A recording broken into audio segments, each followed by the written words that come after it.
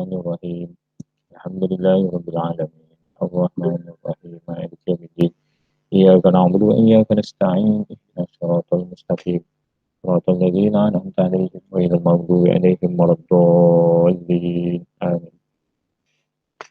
Alhamdulillah, alhamdulillah. So hari ini kita akan menelusuri tajuk seterusnya, iaitu tentang agama animisme. Agama animisme.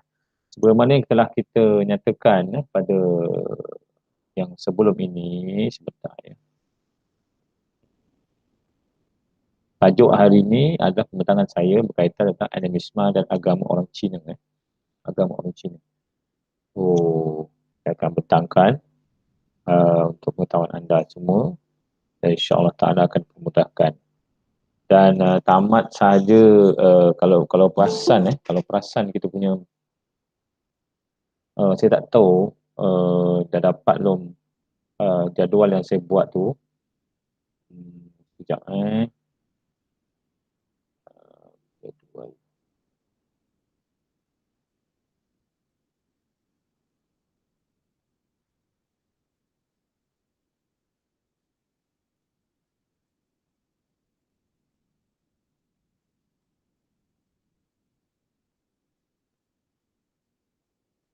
Okey, ini ada jadual kita. So hari ini adalah agama animisme, agama orang Cina, dan ada kuis ada kuis online 1. Hari ini ada kuis online 1. Kuis ini boleh dijawab mulai pukul 2 petang sehingga pukul 11.30 malam.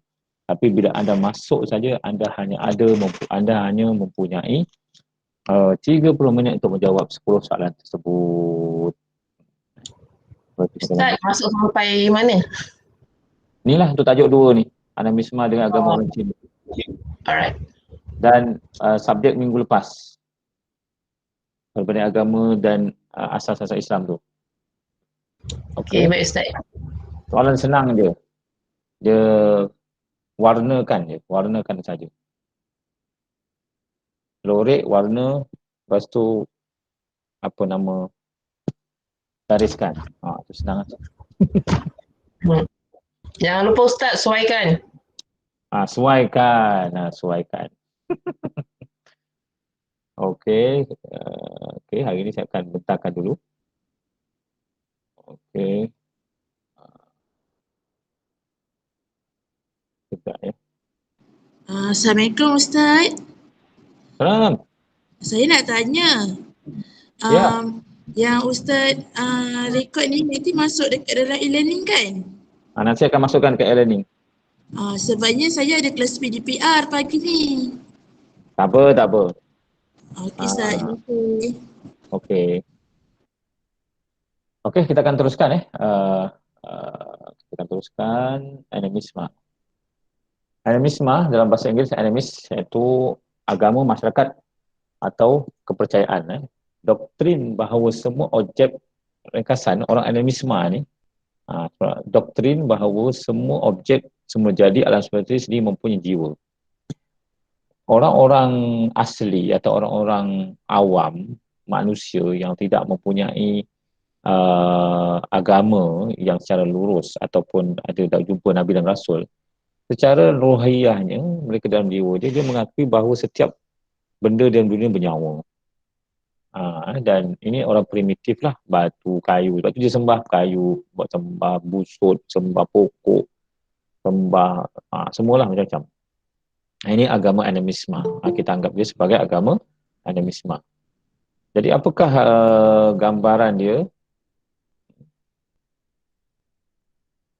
Animisme dalam bahasa Latin ialah nafas, mempunyai semangat hidup. Ada kepercayaan agama bahawa semua objek dan benda makhluk mempunyai aktiviti rohani yang berbeza.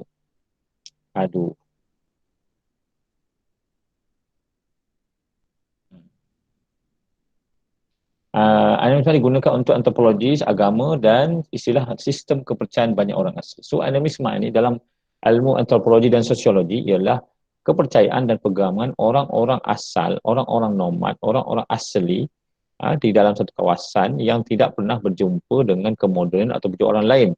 Seperti orang di hutan, seperti orang Penan, orang Kelabit, orang Asnoi, orang Sakai, orang Jakun, Semai, ini semua adalah mereka yang tidak terdedah dengan tamadun moden dan mereka tinggal dalam hutan dengan gaya hidup mereka sendiri.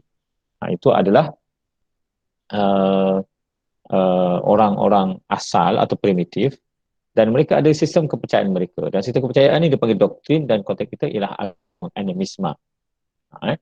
Dan animisma dikatakan adalah penerangan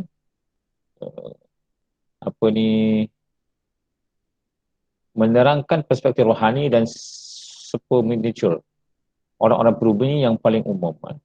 Perspektif animistik sangat dipegang dan melekat kebanyakan penduduk pribumi yang sering mereka tidak mempunyai perkataan atau bahasa mereka yang sesuai dengan animisme, bahkan agama. Kisah ini akan ada pembinaan antropologi. Sebagian besar disebabkan oleh perbezaan etnologistik dan juga budaya tersebut. Pendapat dan perbezaan sama ada animisme merujuk kepada pengalaman leluhur, mana leluhur ni merujuk kepada nenek moyang mereka yang biasa selaku di masyarakat adat dan sebagainya atau pada agama yang penuh pada haknya sendiri. Takrif animisma yang diterima pada masa ini ialah dibangunkan pada tahun 1871 oleh Sir Edward Taylor yang menjadikan salah satu konsep terawal antropologi jika bukan yang pertama. Okey. Apa itu? Animisma mengakui kepercayaan bahawa semua fenomena material yang mempunyai agensi, bahawa tidak terdapat perbezaan yang sengit dan cepat antara dunia rohani dan fizikal. Dia menyatakan bahawa alam nyata ni ada di sebaliknya, ada benda yang tak nyata. Roh, ada dewa, ada macam lah pada pandangan mereka. Sama ada haiwan, tumbuhan, batu, geografi, gunung ganang, laut, sungai, guruh dan sebagainya. Jadi ini adalah kepercayaan orang animisma. Okey. Apakah makhluk rohani mereka-mereka? Mandangkan jiwa-jiwa makhluk rohani itu biasa, maka entiti yang tinggal di dalam tubuh manusia boleh menggunakan. Dia sebenarnya dia kata gini, kita faham kita ada roh dan jasad. Kita ada roh dan jasad. Jasad kita ini adalah ada roh dalam dia, maka jasad ni boleh berfungsi, organ boleh berfungsi, mata boleh melihat. Jadi roh itu bila dikeluarkan dia tak berfungsi. Jadi mereka juga mempunyai satu kepercayaan bahawa apa-apa yang ada ni ada roh dia. Ada kuasa di sebalik dia. Sebab itu kata dia, sebab itu mereka percaya pada perkara ini dan kalau ada sakit apa dia akan bincang dengan jin dah apalah semua sebab nak bincangkan dengan roh. Sebab roh kalau dah tak sebati dengan jasad, kata dia jasad tu akan jadi sakit. Itulah kata dia. Dan ini adalah teori, anda boleh baca sendiri, teori daripada barat berkaitan dengan animisma. Okey. Baik, di dalam buku ini, tak nampak muka saya sekejap. Kalau buka kamera ni nanti dia terus hang. Okay. Baik.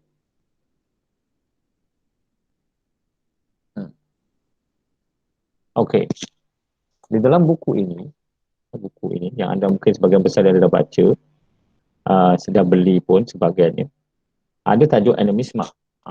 Animisma. Saya bukakan, saya bacakan untuk anda. Okey.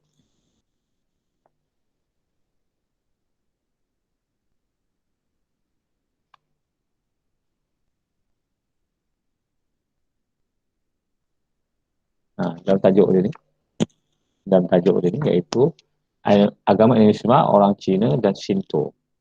Dia kata di sini bahawa secara fitrahnya manusia dan makhluk adalah terbentuk dari dua unsur jasad dan juga roh. Jadi dia tahu ada roh, tapi dia tak faham lah, dia ingat roh ni macam hantu. Okay. Jadi kelompok suku dia, kalau di Malaysia ni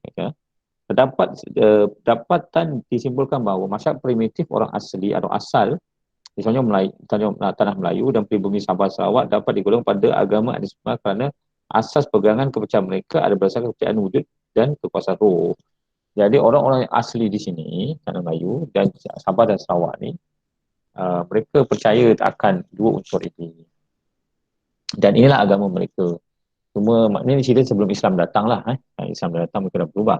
Masyarakat orang asli yang juga pribumi Sabah Sarawak bukan semua masyarakat yang homogen. Sebaliknya masing-masing terdiri dari berbagai suku kaum. Jadi beratus-ratus suku kaum yang ada di Sabah Sarawak. Misalnya orang asli Semenanjung terdiri dari 3 kelompok utama iaitu Negrito, Senoi dan Melayu Proto. Negrito ialah suku Batik, Jehai, Pesui, Kitak, Lahut dan juga Madrid. Ini adalah orang Negrito. Kalau kita pergi ke orang asli, kalau kita pergi ke Semenanjung Malaysia ni, begitu ada. Ada. Kalau Melayu Proto ni orang laut, dia panggil orang laut. Ini orang asli, orang Melayu. Dan Senoi. Dalam kumpulan orang Senoi pula, ini cerita kat Semenanjung Malaysia, ada sukunya Cek Wong, Jahut, Mameri, Semai, Semak Beri dan juga Temiar. Ini adalah dari suku kaum Senoi. Dia ada keturunan dia. Kalau dalam konteks Melayu Proto juga adalah kaum Jakun, orang Kanak, orang Kuala, orang Salatar, orang Selemai dan Semelai dan juga Temuan. Ini adalah orang Melayu Proto. Jadi ini ada kelompok orang asli yang ada di Malaysia. Bagi Sabah dan Sarawak, demikian juga halnya bagi kelompok peribumi.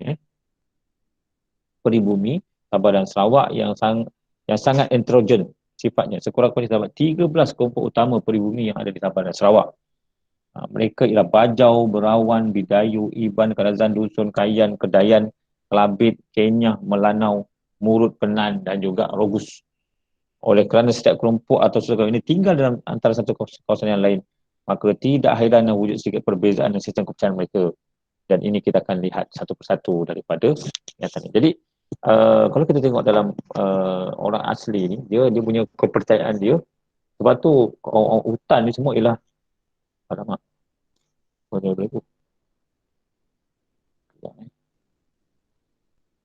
Sebab tu hutan yang ada di Malaysia ni adalah milik dia, tanah pusaka. Sebab bila dia berada dalam satu kawasan,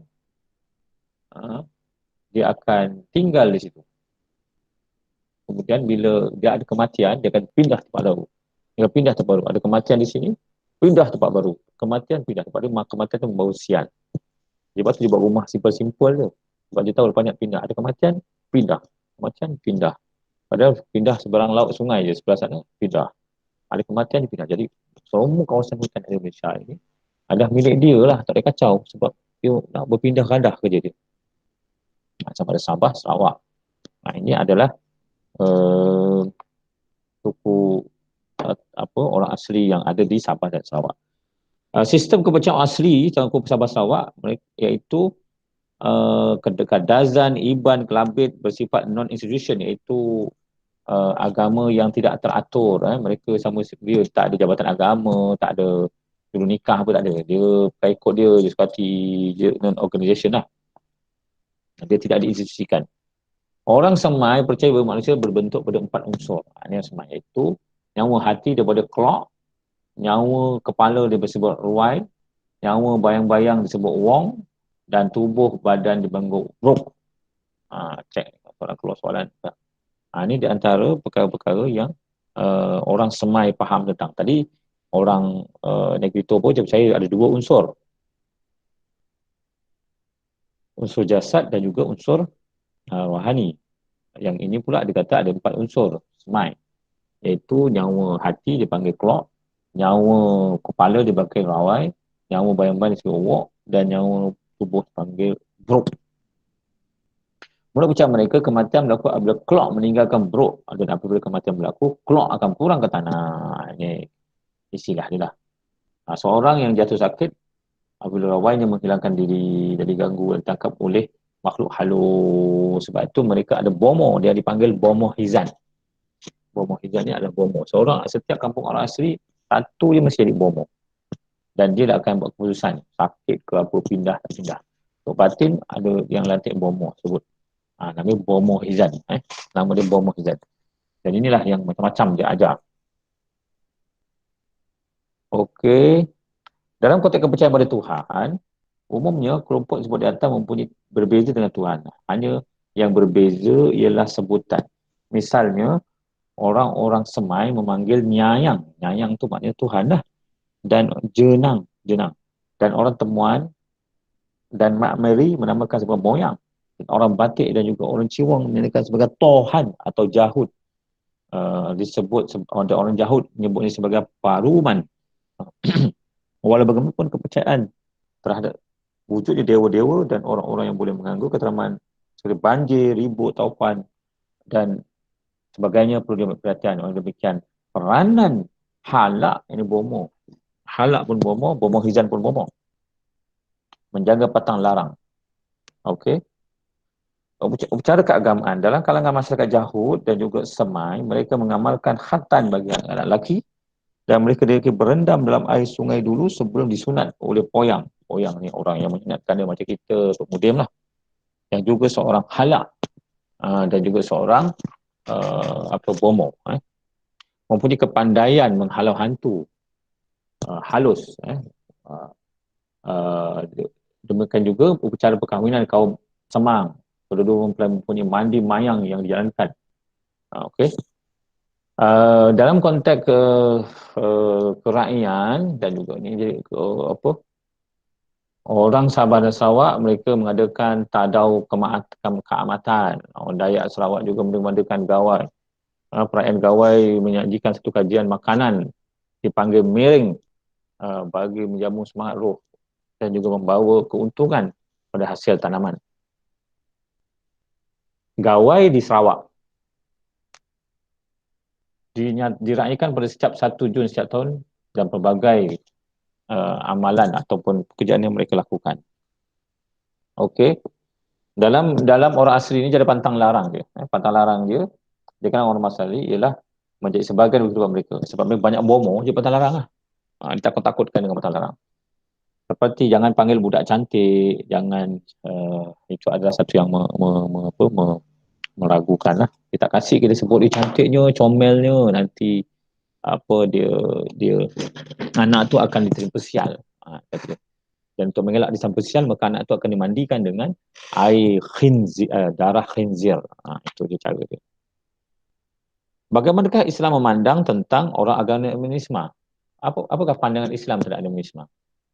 Orang asli di Semenanjung dan peribumi Sabah Sarawak yang digolongkan sebagai agama Islam jelas menunjukkan sifat semua jadi manusia yang lebih cenderung kepada amalan beragama. Sebab dia ada orang Melayu ni, kita orang Islam, orang Kristian, Hindu, Buddha, dia masih ada kekuatan dia dengan amal agama mereka. Tapi orang asli tak. Dia kata orang asli agama mereka jelas sifat semua jadi manusia memang cenderung kepada amal beragama. Agama, tapi pada pandangan Islam, manusia memang secara fitrahnya cenderung untuk beragama dan dengan arti kata lain menyerahkan diri kepada yang maha kuasa dalam menjalani kehidupan dan hal-hal manusia tidak boleh dikuasai sepenuhnya. Itu dia. Maksudnya di sini dalam Islam, Islam pandangan tentang Tuhan dan Rasul, dia ada pandangan di sendiri tapi mereka tidak dibimbing oleh Nabi dan Rasul, mereka akan membawa penyesatan. Okey. Dalam konteks masyarakat orang asli dan peribumi, mereka sebenarnya bergantung dengan kemampuan mendekati kuasa gaib. Kuasa gaib, busuk apa ni. Dia masa ni sebelum Islam datang lah. Bila Islam datang pun ada sebahagian yang masih lagi mempunyai fahaman animisme. Okey. Itu adalah yang ada dalam buku tu. Kita tengok balik ni. Okey. Animisme dan sekarang. Animisme adalah tindakan menerima dan gagasan jiwa manusia dalam bukan manusia. Secara umumnya, animisme adalah sifat masyarakat primitif. Ini orang yang maju dan juga agama primitif. Di dalam masyarakat moden dan agama yang tamadun, ia dianggap sebagai kehilangan makna pada peranan sekarang. Walaupun dalam kehidupan benda moden dan agama moden tidak ada situasi yang tidak ada kaitan. Sebab itu kadang-kadang dia follow agama itu diikut kemodenan lah. Sebab itu kalau kita kampung orang asli di puncak Kemansah belakang Zoo Negara, mereka semua bertudung, mereka semua yang perempuan bertudung, kerja kilang apa semua, tapi semua tak Islam. Semua tak Islam. Sebab dia kata nak bawa masuk Islam. Api air dah ada, kerja ada, tak perlu Islam lah. Sebab ada kawan saya sampai meninggal isteri dia dan dia sendiri saya rasa pun dah meninggal. Dia selama 40-50 tahun duduk di puncak Kemansah tu, berdakwah dengan orang asli. sampai 50 tahun. Tak seorang pun ikut kerana mereka kata Islam ni dah, dia tak perlu lagi je lah, sebab kata dia kerajaan dah beri beras, makan, minum, okey lah. Islam tak payah pening lah, kata dia. Ini dipanggil cabaran pada hari ini. Okey, apakah pandangan mereka?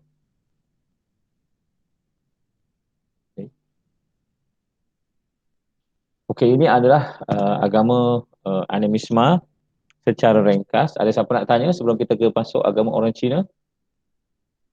Anak-anak sekalian, ada siapa nak tanya?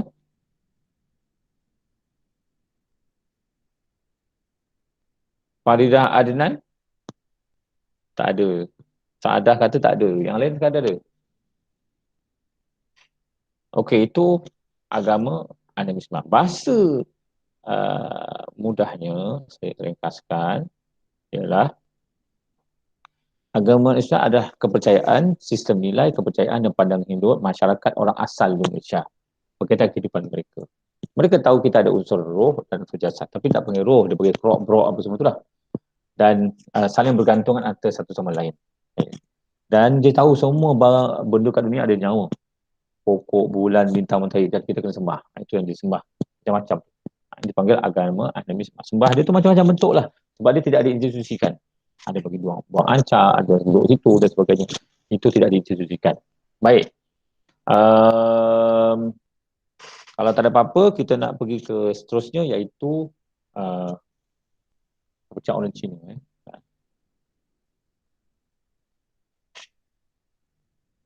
Okey. Agama tradisi orang Cina. Ini kita terusnya. Ini adalah sembahan-sembahan orang Cina. Sembahan orang Cina. Iaitu Fuk Luk Sau, Metra Buddha, Kunyin, Ta Pao Kong.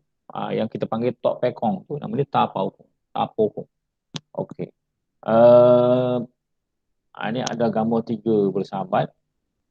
Itu agama 3 bersahabat. Tuhan dia ada 3 lah. Iaitu Fuk, Tuhan yang membawa kemuliaan. Luk, Tuhan yang membawa kekayaan. Sau, Tuhan yang membawa apa ni? Panjang umur. Okey. Ini adalah gambar Metra Buddha. Kita tengok Metra Buddha. Ni. Tuhan yang membawa kegembiraan. Mitra Buddha. Perut buncit, ketawa, makan minum. Ada tasbih besar. Ini adalah Buddha. Mitra Buddha. Sembahan orang Cina. Ini Kunyin. Kunyin juga adalah sembahan orang Cina.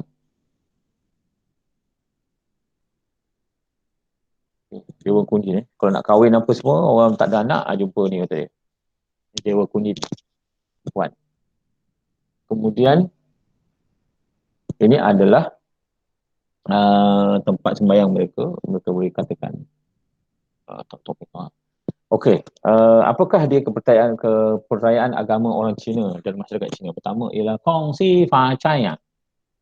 Itu tahun baru Cina di antara 21. Ini adalah perayaan, ini bukan aktiviti agama. Daripada 21 Januari hingga 20 Februari setiap tahun dirayakan bagi mensyukuri kuasa langit dan bumi atas keamanan dan kemewahan. Itu dia boleh jawab macam tu je, kuasa langit dan bumi. Padahal Allah Ta'ala patutnya senang cakap. Yang ketiga, dianggap turunnya semua roh datuk nenek moyang yang akan menyaksikan pertemuan semula. Dan juga perayaan ini disambut sama dengan hari, iaitu Kongsi Facha. Yang kedua ialah Cap Gome atau apa yang dekat Johor tu, Cingje. Cingje. Disambut pada setiap hari kemuncak pada tahun Cina, iaitu hari ke-15. Dan sepenuh bulan purnama, pemujaan dan ucara agama bagi menaikkan roh datuk nenek moyang mereka. Rumah dihiasi dengan lampu-lampu pangtung. Okey, itu adalah Cap Gome. 15 hari lepas Raya Cina. Kalau mengetun paling banyak, inilah Cap Gome. Okey. Kemudian perayaan Zhongyan itu hantu lapar. So jangan makan tersuang. Makan kena nanti dia percaya mereka iaitu Zhonghuan ni, kata hantu lapar ni. yang kalau gambar yang dia pakai ni, itu adalah hantu dia, dan mereka pasang colok dan mereka bagi makan banyak. Ni itu mulai dari hari pertama dan akhir bulan 7, mengikut kerja Cina, roh-roh dari neraka berada dalam keadaan lapar dan keluar berkeliaran ke bumi. Jadi mereka kena sediakan makan dan colok wang kertas palsu, letak depan rumah, diam-diam tinggal. Nanti kalau tidak dia masuk rumah, anak kena kata dia. Ini hantulah lapar. Ini kepercayaan orang Cina. Tapi dia ada dua agama di besar, iaitu agama Tua dan agama Confucius. Agama Tua iaitu pemikiran falsafah yang tertua di benua Cina yang masih subur. Pengasasnya Lao Tse. Lao Tse pada tahun 204 sebelum Masihi. Beliau meninggal karya daripada Tao Chi Ching dan juga Jalan Kekuatan. Pemikiran Lao Tse tentang Tuhan ialah Tao ini jalan menuju kebenaran dan mutlak. Konsep Tao mempunyai konsep patisma yang menganggap Tuhan berada di mana sahaja. Pemikiran tentang keheningan diri kembali kepada hukum alam. Maksudnya di sini ialah kan orang kita nak waktu rehat dan sebagainya, kalau kita ada masalah stres, so dia dalam agama Tao ini kata dia menuju kebenaran dan mempunyai konsep sama, dan caranya ialah pemikiran tentang meningkatkan diri, akan kembali pada hukum alam, meditasi di Gunung Ganang, heningkan diri, bersatu dengan alam, memanjangkan umur dan dianggap murah rezeki. Itu dia. Itu adalah agama Tua. Jadi ajaran Tua berdasarkan prinsip-prinsip pembinaan diri dalam menghadapi hawa nafsu. Si bijaksana tidak mengajar dengan perkataan tapi dengan perlakuan. Orang yang tidak ada daya juang, tiada seorang pun ini dapat menghindar daripadanya. Ini falsafah-falsafah yang diajarkan oleh Lao Tse atau Taoism. Okey.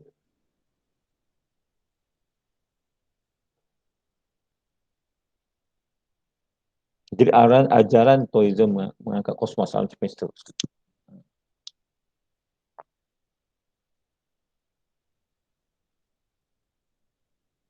Okey. Sudah kita tengok logo dia. Ini logo dia. Bulatan yang berbentuk dua tenaga, force, iaitu yang dan yin, tenaga.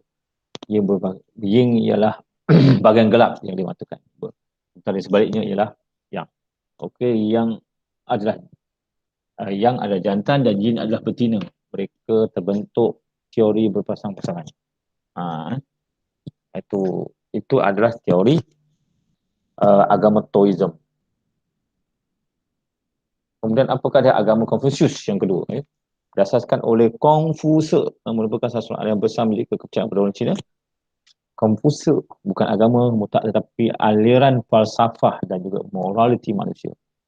Dia tidak mempunyai struktur agama dan hukum dan bertujuan meningkatkan moral dan menjana etika akhlak manusia. Antara negara yang mempunyai penganut Confucius ialah Malaysia, Singapura, China, Korea Selatan, Utara, Vietnam, Hong Kong, Taiwan dan juga China. Ini dia agama Confucius. Okey, ini muka dia. Nama sebenarnya ialah Kaung Cho. Tahun 1941 masih berkahwin dengan semasa berumur 19 tahun dan mendapat seorang anak bernama Li. Awal umur 50 tahun beliau telah mempunyai berbagai sastra dan juga bahasa dan ada lama Cina, kepimpinan dan ilmu tata cara etika dalam kehidupan. Mempunyai 3,000 orang murid semasa dan yang mempunyai umur 34 tahun. Ini dia punya hidup Lao Tse lah. Okey. Apa karya dia? Karya dia ialah Li Qi, Juan, Chun Chou, Sung Sen, Sing Sen, Ai Chan. Okey. Apakah konsep ajaran Confucius? Iaitu regenerasi manusia berdasarkan pada sifat manusia dan kebaikan, menggelar untuk bersifat baik terhadap manusia, mengajar untuk bersifat baik terhadap manusia, merujuk pada kepentingan kelakuan budi seseorang.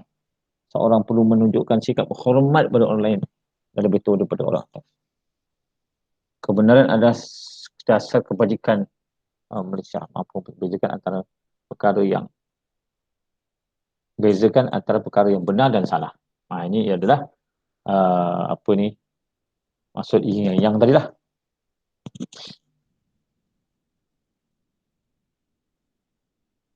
Okey, kemudian konsep ajaran Confucius. Pertama, seorang perlu mempunyai ilmu dan pengetahuan dari berbagai aspek. Maksud dikatakan bijaksana, tapi setiap hari mempunyai kesedaran terhadap kebesaran. Ni kita tengok ni kata pandai tapi masih lagi perangai macam orang tak pandai kata dia.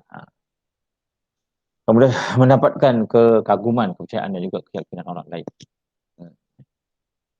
Baik.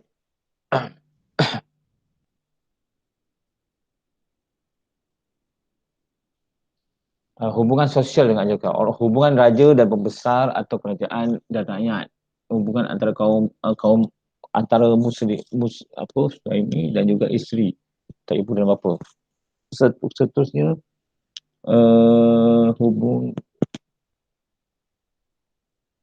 hubungan antara orang muda dan orang tua. Itu hubungan antara bapa dengan anak, hubungan antara suami dengan isteri dan anak-anak, hubungan antara sahabat, pengyu itu berarti sahabat.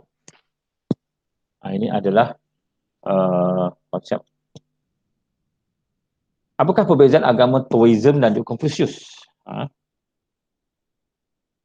Sama ialah Taoism banyak mengenai prinsip terhadap menghadapi nafsu. Confucius adalah banyak seperti pendidikan, kemanusiaan, keikhlasan, kesopanan dan kebijaksanaan. Kemudian perbezaan simbol Taoism dan juga Confucius boleh tengok tadi gambar dia. Pendapat Tao dan Confucius tentang Tuhan. Tao kata jalan kebenaran dan kemunculan alam semesta menerangkan Tuhan itu ada di mana-mana. Sementara Confucius orang yang menganggap Tuhan tidak ada dianggap sebagai orang yang menganggap Tuhan tidak ada samping orang yang tidak bijak. Adanya tuduhan palsu. Adanya Tuhan adanya Tuhan langit dan juga Tuhan bumi, sembahan langit dan bumi pada mereka. Okey. Ini kisah dialog lah. Okey, ada siapa nak tanya? Secara kesimpulan, orang Cina ni jadi adat, jadi agama. Agama Taoism dan juga agama Confucius. Namun ada juga agama Buddha. Okay. Tapi disiplin budaya dia tak sama. Confucius ke, agama Buddha ke, agama tapi budaya raya Cina, orang Pak Cai, dia tetap buat ikut tarikh yang dinyatakan lah. Itu adalah mengenai pahaman mereka tentang ketuhanan. Okey, apakah dia Taoism dan dialog? Ini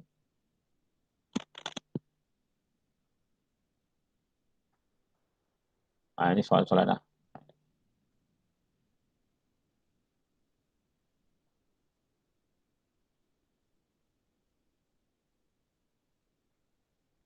Ini perbualan dia je.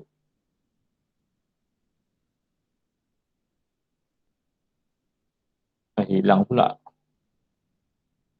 Okey. Siapa nak tanya soalan? Siapa nak tanya soalan?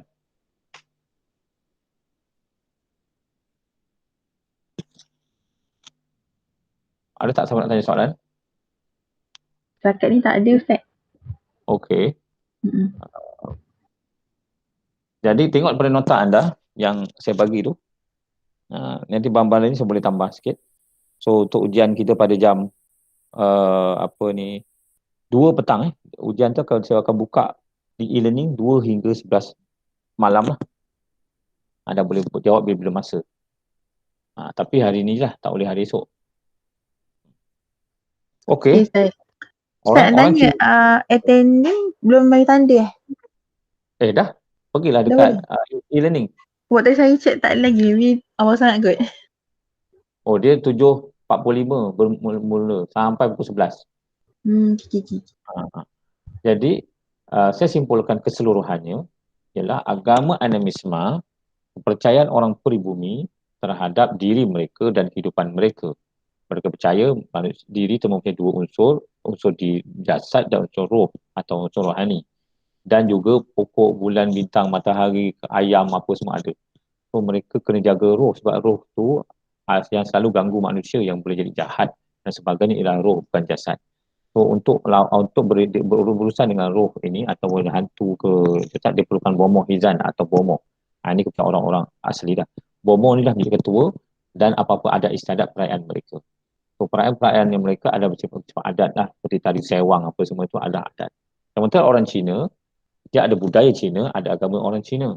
Agama orang Cina ialah Taoism, agama orang Cina adalah Confucius serta Buddha.